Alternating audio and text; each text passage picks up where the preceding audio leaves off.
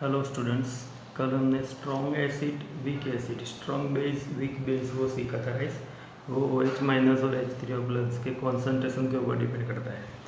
आज importance of pH in everyday life, pH 1 to 14, 0 to 14 में होता है, वो हमने देखा था राइट। और पीएच 7 से लेस देन हो, लेस देन 7 तो वो एसिडिक नेचर होता है, और मोर देन 7 हो तो वो बेसिक नेचर होता है, और 7 होता है वो न्यूट्रल होता है, no acid no base right. तो अब importance of pH in everyday life में जो पीएच की वैल्यू होती है उसके क्या इंपॉर्टेंस होती है वो सबसे पहले देखो। Are plants and animals pH sensitive? Plants और एनिमल्स पीएच सेंसिटिव होते हैं, मतलब पीएच के ऊपर डिपेंड करते हैं। देखो तो आवर बॉडी वर्क्स, पीएच जो चेंजेस होता है उसमें उनको क्या चेंजेस होते हैं, उनको प्लांट्स और एनिमल्स को पीएच की वजह से वो देखना है हमें। तो our body works within the pH range of 7 to 7.8। हमारी जो बॉडी है वो अगर पीएच की रेंज 7 to 7.8 हो तभी अच्छी तरह वर्क करती है, कंप्लीट सारे वर्क करती है। Living organisms can survive only in narrow range. जितने भी लिविंग ऑर्गेनिजम्स है वो जो सर्वाइव करते हैं वो पीएच रेंज जो होती है ना वो बहुत छोटी नैरो रेंज होती है, उसी में रिवर्स सर्वाइव करते हैं। व्हेन पीएच ये मतलब इतनी रेंज में, इससे थोड़ा इंक्रीज डिक्रीज हो गया तो प्रॉब्लम हो जाती है। तो नैरो मतलब बहुत छोटी रेंज है, यहाँ से लेके यहाँ तक 7 to 7.8, यहाँ तक लिविंग ऑर्गेनिजम्स अच्छे से सर्वाइव कर सकते हैं right. When pH of rain water is less than 5.6, pH जो रेन वाटर की होती है वो 5.6 से कम जाए, 5.6 से लेस हो जाए तो जो बारिश होती है उसे क्या बोलते हैं, एसिड रेन। ये पीएच वाला जो रेन होता है उसे क्या बोलते हैं, acid rain. When acid rain flows into the river, जब वो रिवर में मिक्स हो जाएगा एसिड रेन जिसकी पीएच लेस देन 5.6 होती है, तो it lowers the pH of the river water. और रिवर वाटर जो होता है उसकी पीएच को भी क्या कर देता है, लोअर, मतलब कम कर देता है। तो the survival of aquatic life in such river becomes difficult. तब ऐसी पोजीशन में जो एक्वेटिक एनिमल्स होते हैं उनकी लाइफ क्या हो जाती है, डिफ़िकल्ट हो जाती है, मतलब कुछ एनिमल्स की तो डेड भी हो जाती है। तो ये होता है, एसिड रेन कब होता है, जब रेन की पीएच क्या हो, रेन वाटर की लेस देन 5.6। वो 5.6 लेस से जो रेन होता है उसे एसिड रेन बोलते हैं। वो रिवर में मिक्स हो जाए तो एक्वेटिक एनिमल की लाइफ में डिफ़िकल्टी हो जाती है राइट। अब दूसरा इसका यूज़ देखो, पीएच की वैल्यू, पीएच के यूजेस में। What is the pH of the soil in your backyard? Backyard मतलब हमारे पीछे जो ज़मीन होती है बैकयार्ड, वहाँ पे वंडा जो बोलते हैं ना, वंडा, उसमें तो उसकी पीएच क्या होती है। तो उसमें क्या करना पड़ेगा, तो plants require a specific pH range for the healthy growth. Plants जो होते हैं ना उनको ग्रोथ करने के लिए पीएच रेंज हेल्दी चाहिए, हेल्दी ग्रोथ करने के लिए स्पेसिफिक पीएच रेंज चाहिए, मतलब कि इतना फिक्स होती है वही चाहिए। तो to find out the pH required for the healthy growth of a plant, plant को हेल्दी ग्रोथ के लिए क्या पीएच रिक्वायर्ड है वो कर जानने के लिए क्या करना है। तो you can collect the soil from various places and check the pH in the manner describe below.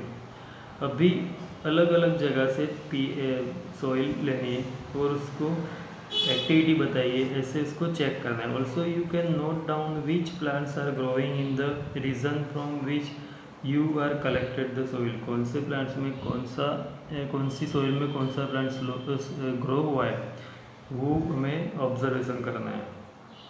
तो एक्टिविटी क्या दी है, put about 2 gram soil in a test tube and 5 ml of water to it.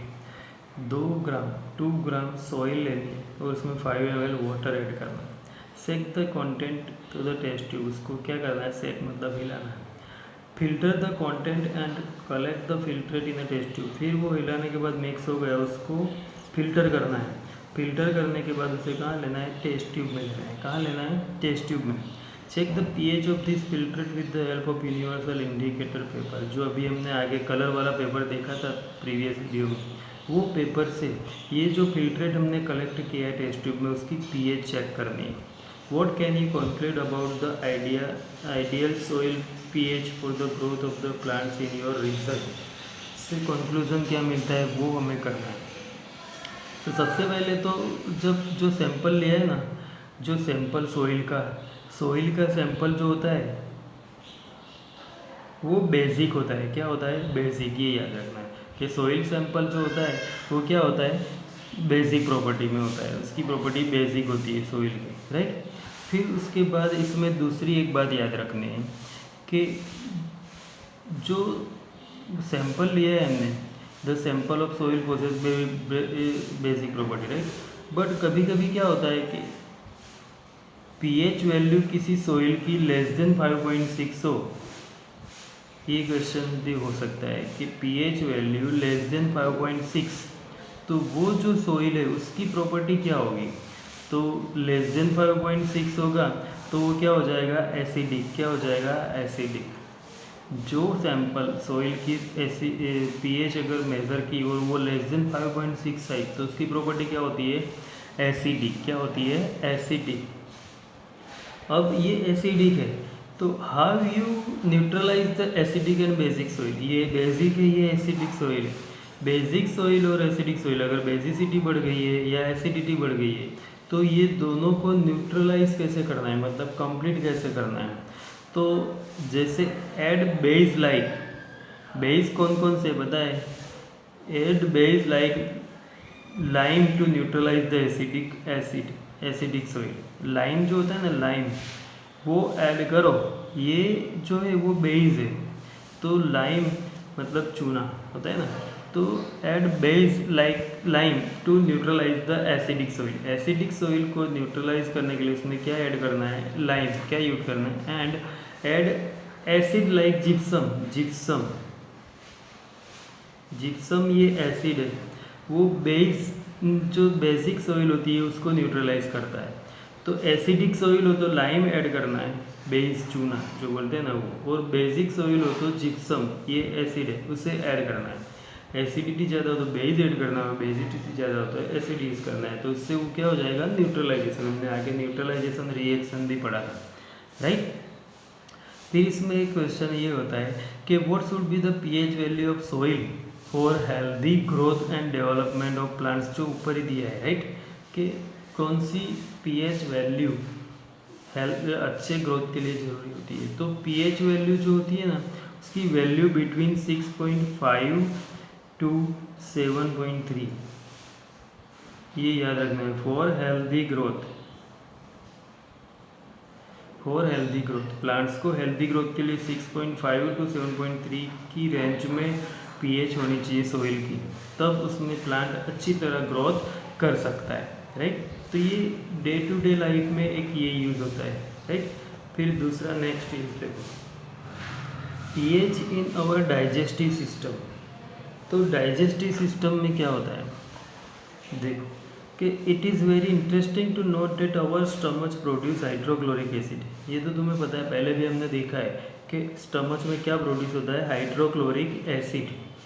It helps in the digestion of food without harming the stomach. वो digestion करने में food को help करता है विदाउट हार्मिंग द स्टमच को वो harm नहीं करता है, नुकसान नहीं करता है, और जो फूड आता है उसे डाइजेस्ट करने में हेल्प करता है, राइट। कौन? Hydrochloric acid. कौन प्रोड्यूस करता है? Stomach. It during indigestion the stomach produces too much acid and this causes pain and irritation. कभी कभी इनडाइजेशन मतलब कंप्लीट जो नहीं होता है डाइजेशन, तो क्या होता है कि प्रोड्यूस टू मच एसिड। वो किसकी वजह से होता है कि कभी कभी एसिड ज़्यादा प्रोड्यूस हो गया।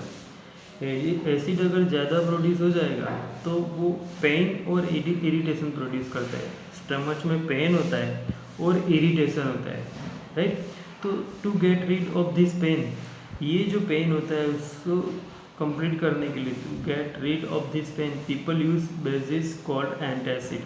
पीपल्स क्या यूज़ करते हैं? एसिड लेते हैं। जिससे हम एसिडिटी होती है, एसिड बढ़ जाता है तो इनो लेते हैं, वो भी एक एंटी एसिड है, राइट। तो एंट एसिड हम कोई भी गोली ले सकते हैं या लिक्विड ले सकते हैं जिससे वो एसिड को न्यूट्रलाइज करता है। क्या करता है? न्यूट्रलाइज करता है। One such remedy must have been suggested by you at the beginning of this chapter. आगे चैप्टर में हमने ये देखा था कि एसिडिटी हो जाए तो क्या करना है, राइट। तो this antacid neutralise the excess acid. जो एंट एसिड हम लेंगे वो क्या करेगा? एक्सिस एसिड, जो ज़्यादा एसिड होता है ना, उसे क्या करेगा? न्यूट्रलाइज करेगा, मतलब उसकी इफेक्ट को कम करेगा। ये जो होता है magnesium hydroxide, milk of magnesia, इसे क्या बोलते हैं, मिल्क ऑफ मैग्नीशिया।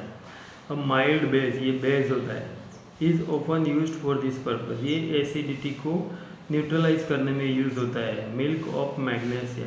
अगर तुम्हें कभी कभी कॉन्स्टिपेशन हो जाए, डाइजेशन की प्रॉब्लम हो, तो डॉक्टर्स तुम्हें मेडिसिन देता है लिक्विड, देखना उसके कंटेंट, उसमें always milk of magnesia compulsory होता है, क्योंकि वो जो एसिड बढ़ जाए उसे क्या करता है, न्यूट्रलाइज करता है। क्या करता है, न्यूट्रलाइज करता है। तो डाइजेस्टिव सिस्टम में पीएच की ये वैल्यू होती है, राइट। अब नेक्स्ट देखते हैं कि pH change as the cause of tooth decay.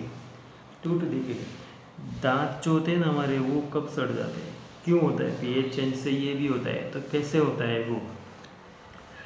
Tooth decay starts when the pH of mouth is lower than 5.5। ये दांत जो होते हैं हमारे टूथ, वो कब खराब होना शुरू हो जाते हैं, जब माउथ की पीएच 5.5 से लोअर हो। पीएच कितनी हो, 5.5 से लोअर। तो tooth enamel made up of calcium hydroxide, tooth जो होते हैं हमारे, जो वाइट कलर वाला पार्ट होता है, वो बना किससे होता है, कैल्शियम हाइड्रोक्सीपेटाइट। किससे बना होता है, कैल्शियम हाइड्रोक्सीपेटाइट। और crystalline form of calcium phosphate, ये एक किसका फॉर्म है, कैल्शियम फॉस्फेट का, उससे टूथ बने होते हैं हमारे। तो is the hardest substance in the body, body में सबसे हार्डेस्ट सब्सटेंस वो होता है। It does not dissolve in water, वो वाटर में डिजोल्व नहीं होता है, but is corroded when the pH in the mouth is below 5.5। But जब वो माउथ की पीएच लेस देन 5.5 हो जाएगी, तो वो कोरोडेड हो जाता है, मतलब खराब होना शुरू हो जाता है। उसमें bacteria present in mouth produce acids. जब लेस देन 5.5 पीएच हो जाए माउथ की, तो उसमें जो बैक्टीरियाज होते हैं प्रेजेंट, वो एसिड प्रोड्यूस करते हैं by degradation of sugar and food. Sugar और फूड को ख़राब करके उसमें से क्या प्रोड्यूस करते हैं, acids particles remaining in the mouth after eating. जब फूड और शुगर के पार्टिकल्स आफ्टर ईटिंग माउथ में जो रह गए, वही पार्टिकल्स में से बैक्टीरिया क्या प्रोड्यूस करते हैं, एसिड, उसका डिग्रेडेशन करके। कब, आफ्टर ईटिंग, खाना खाने के बाद थोड़े पार्टिकल्स अगर मुंह में रह जाए, तो इसीलिए वो बैक्टीरिया उसे क्या कर देते हैं, डिग्रेडेट करके एसिड प्रोड्यूस करते हैं। इसीलिए हम बोलते हैं कि खाना खाने के बाद ब्रश करना है, राइट, वो हेल्थ के लिए अच्छा होता है। तो ये दांतों के लिए भी अच्छा होता है, इससे दांत खराब नहीं होते थे। तो 5.5 से लेस पीएच जाए तो बैक्टीरिया एसिड प्रोड्यूस करता है। The best way to prevent this is to clean mouth after eating food. तो इससे बचने की प्रिवेंट में बस सबसे अच्छा यही रास्ता है कि clean the mouth after eating food. जब भी फूड लो तो माउथ को क्लीन करना है। Using toothpaste which are, toothpaste हम यूज़ करते हैं, क्या यूज़ करते हैं, toothpaste. Which are generally basic, ये क्या होती है, बेसिक होती है जनरली। तो जो एसिड प्रोड्यूस होता है उसे वो बेसिक टूथपेस्ट क्या करेगी, न्यूट्रलाइज करेगी। क्या करेगी, न्यूट्रलाइज। तो for cleaning the teeth can neutralise the acids and prevent the tooth decay. तो ये टूथपेस्ट क्या करता है, न्यूट्रलाइज करता है एक्सेस एसिड को एंड टूथ डीके से प्रिवेंट करता है, बचाता है, राइट, उससे डीके नहीं होगा आगे। नेक्स्ट देखते हैं, self defence by animals and plants through chemical warfare. Self defence मतलब हम खुद को सेल्फ डिफेंस करना है, किससे, by animals and plants through chemical warfare. Animals और प्लांट्स जो भी हमारे ऊपर केमिकल अटैक करते हैं, मतलब वो। तो देखो, हैव यू, ये केमिकल अटैक क्या होता है, जैसे हमने देखा है कि have you ever been stung by a honey bee. Honey bee जो होती है मधुमक्खी, पता है ना, वो जब हमें स्टंग करती है तो वो क्या करती है, तो bee sting leaves and acid which causes pain and irritation. वो क्या करती है, स्टिंग लीव्स एंड एसिड, इसके जो एक ऊपर लीव्स होता है वो, and acid which cause the pain and irritation, इसकी वजह से हमें क्या होता है, पेन एंड इरिटेशन होता है। वो जो एसिड, अब जब वो स्टंग करती है मतलब काटती है हमें, तो एसिड हमारे अंदर रिमूव कर छोड़ देती है, तो वो एसिड हमें क्या करता है, pain and irritation. Use of mild base like baking soda, तब क्या करना है, mild base like baking soda baking soda on the stung area, जहाँ पे स्टंग किया है वो एरिया पे बेकिंग सोडा यूज़ करो तो उससे रिलीफ मिलता है। क्या मिलता है? रिलीफ, मतलब वहाँ पे पेन और इरिटेशन नहीं होगा। होता है ना, पेन और कुचली होती है वो। तो stinging hair of nettle leaves inject, stung करता है तब हेयर ऑफ नेटल, एक हेयर होता है उसका, लीव्स का, इंजेक्ट मेथेनोइक एसिड, वो क्या करता है? मिथेनोइक एसिड इंजेक्ट कर देता है हमारी बॉडी में। क्या कर देता है? Methanoic acid, causing burning pain, उसकी वजह से हमें बर्निंग पेन होता है, मतलब जलन होती है और पेन होता है, राइट।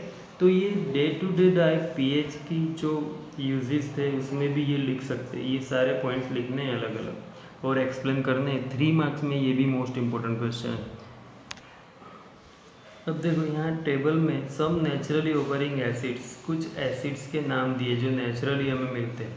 जैसे विनेगर, एसिटिक एसिड होता है, उसमें क्या होता है? ऑरेंज, ऑरेंज में क्या होता है? Citric acid. Tamarind, tartaric acid. Tomato, oxalic acid. ये सब नेचुरली एसिड्स मिलते हैं हमें, right.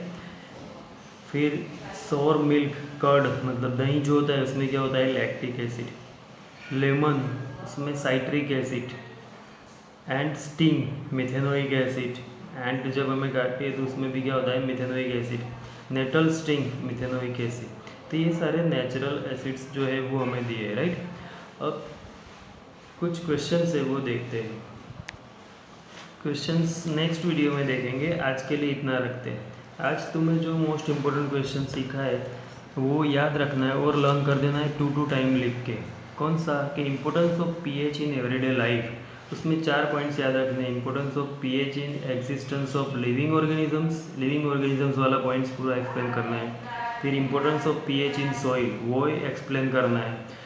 And then importance of pH in digestive system, वो एक्सप्लेन करो। Importance of pH in stopping decay of teeth, ये। And if the remedy of bite of honey bee, ये question छोटा अलग से होता है कि हनी बी काटे तो क्या करना है वो, राइट। तो ये याद रखना है और लर्न कर देना है।